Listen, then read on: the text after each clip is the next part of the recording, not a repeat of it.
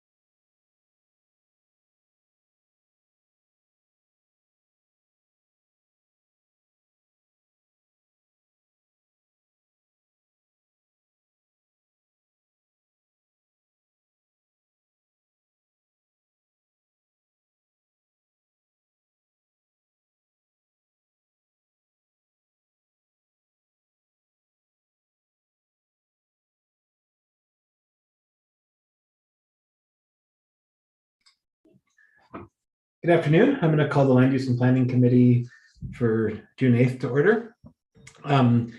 Our first item of business is roll call. Amanda, could you call the roll for us?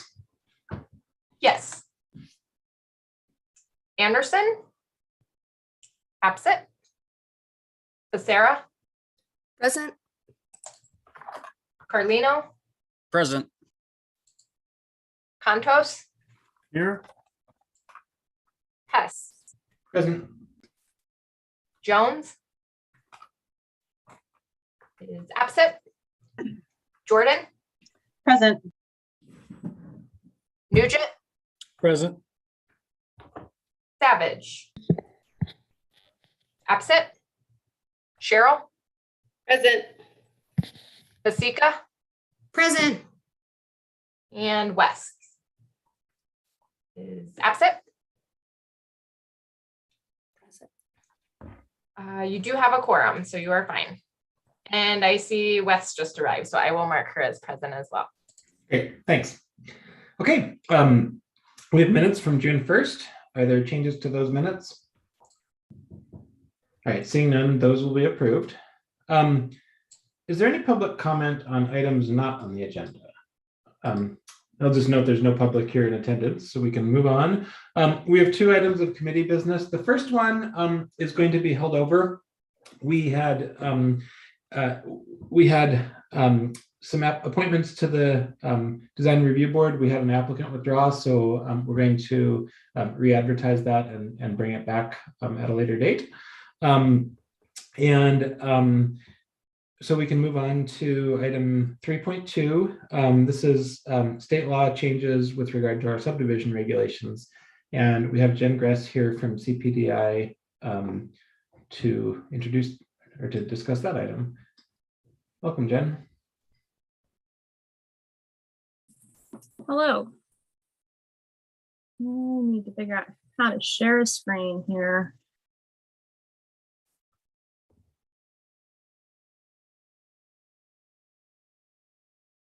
Sorry, I was going to do this beforehand and I failed.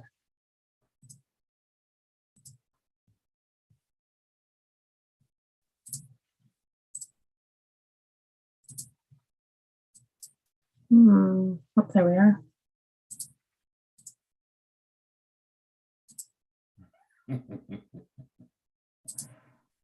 Technology. Okay, now I have to ask the perfunctory question. Can you see it? And then I have to unmute myself to say that we can. Right? It's just one thing after the other. Okay, so as I was introduced, I am Jen Gress. So for the record, and I am from CPDI. And let's see. My slides are not, there we go. And we're here today to give you a general overview of the subdivision regulations update prompted by state legislative changes. This overview will cover the background and goal of the project, bills and amendments that will apply to the update, which sections of the code will be impacted by the bills and amendments, and a timeline for the project. So Montana state law establishes the minimum rules of review and submittal for subdivision projects, as well as the criteria they are reviewed by. These minimums must be administered by local agencies as soon as they're in effect. Our office has been implementing all of these state law changes since their adoption, even though they haven't been formally adopted into our local regulations. Montana State Legislature meets every 2 years to discuss possible amendments to state law for various topics, including subdivision review.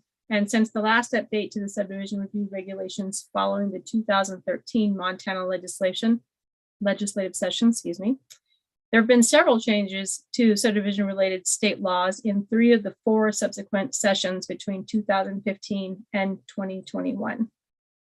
Missoula's current regulations do not reflect these updates, and staff have been implementing these changes using language taken directly from state law. We also looked at the bills from the 2015 session and determined that none of them applied to the subdivision regulations. Because the upcoming comprehensive code reform process will focus on regulation alignment, process auditing, modernization, and innovation between all the city's land use regulations, these amendments will have a narrow scope. Amendments are limited to integrating legislative changes from the past 3 sessions. Changes will also correct obvious mistakes and update document and department names. This scope will avoid duplicating efforts that will take place during the code reform process, will provide a clean starting point for the code reform process to build from, and will put our regulations in a more transparent place representing current review practices. So the goal of this project is to update the subdivision regulations, again, in a targeted manner by incorporating state law amendments from the last 3 legislative sessions, and again, creating that baseline for the upcoming code reform project. This is a list of relevant bills, by legislative year. Even though the regulations have not been included in local regulations, each one's been followed in practice as they have become effective at the state level.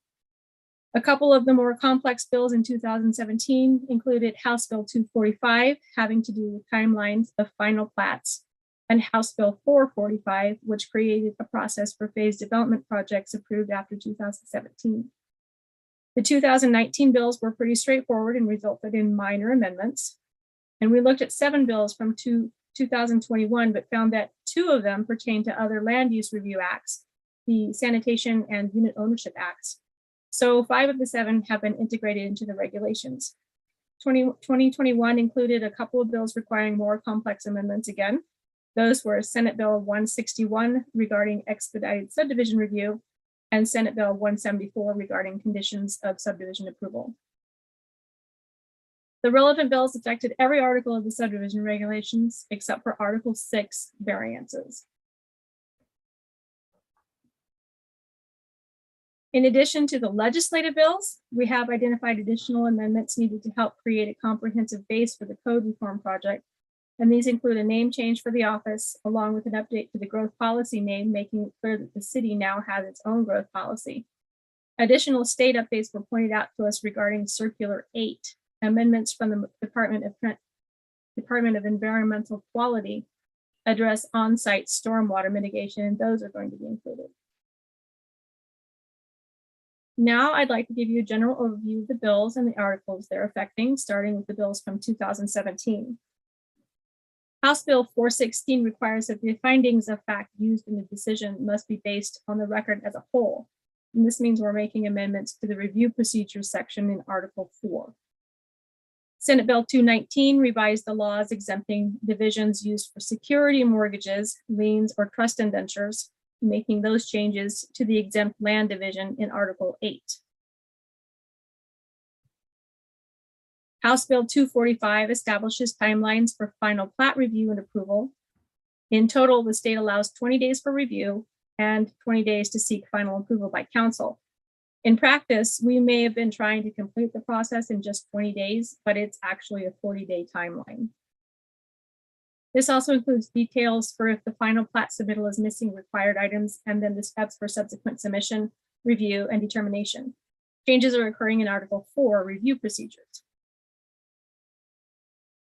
House Bill 445 provides a process for phased development. Amendments include a nod to phased development in the purpose statement, adding a definition of phased development, and clarifies what is expected from the developer at the time of a pre-application meeting.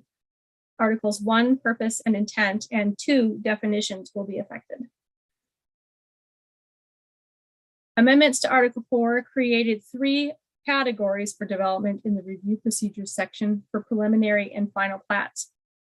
Those include non-phase development, phase development approved on or after 2017, and phase development approved prior to 2017.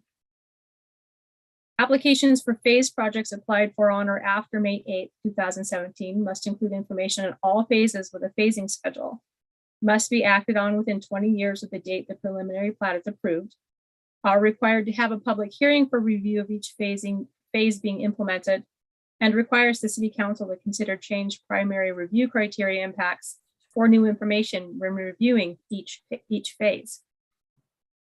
As a request to implement a phase of a phase subdivision approved prior to 2017 will continue to be reviewed administratively without a public hearing, and an applicant retains the ability to request an extension. If an extension or amendment to the approved plat is requested, it has to go to City Council and will follow a similar path as those on phase development after 2017. Then Council's already been experiencing this particular procedure when you held a public hearing on phase developments such as Heron's Landing and Cowboy Flats. You've seen this in action already. So bills from 2019 legislature revised sanitation laws, authorized governing bodies to lift agricultural covenants in certain situations, and exempted existing condominiums from subdivision review when they're converted to townhouse and still comply with zoning. These bills amended Articles 4, 5, and 8. Next, I'll cover changes prompted by the 2021 legislature. So House Bill 292 changed a term from abstract title to subdivision guarantee in Articles 5 and 8. House Bill 450 set a limit of 4 new lots created by court order. Court-ordered divisions are exempt from subdivision review, and amendments occur in Article 8. Senate Bill 211 is addressing the impacts of a subdivision on what may be considered agricultural lands. The bill prohibits a governing body from requiring a set-aside of land or a monetary contribution for the loss of egg spoils. And these amendments are found in Article 4 under mitigation and City Council decision and documentation.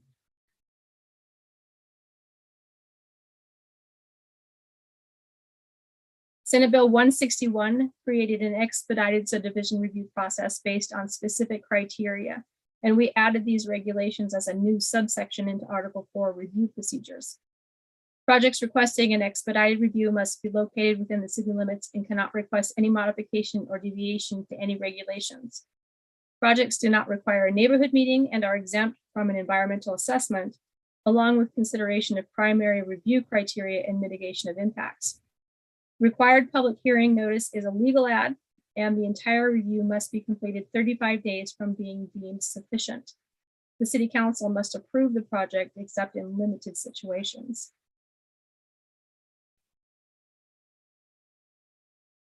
To be consistent with other sections of the subdivision regulations, a table has been added to the expedited review section outlining the review process.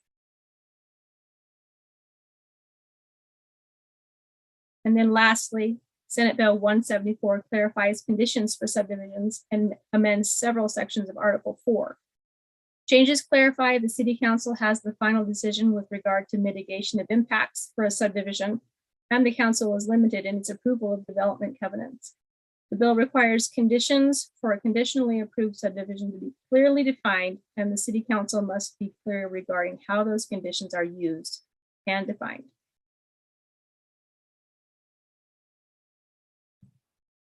So for next steps, after this presentation to committee today, the next step will be review and consideration of the specific amendments at Planning Board on June 21st.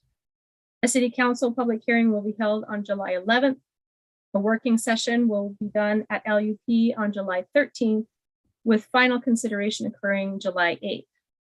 This project has a page on our Engage Missoula website where you can get additional information, and we will continue to take comments there as well. So this concludes my presentation, and I'm happy to answer any questions that you may have. Great. Thank you, Jen. Questions from council members?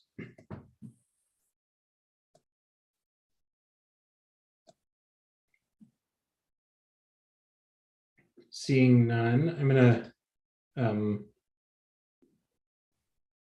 give everyone a moment. I guess this is informational only today, so we'll have this back in July for the public hearing. And I appreciate. I know that these code changes are routine but complex, and so I appreciate all the work that goes into keeping us compliant with state law and keeping our development procedures running smoothly. So, looks like no questions, and again, no public for public comment. So we can probably be adjourned. Thank Thanks, you. everyone.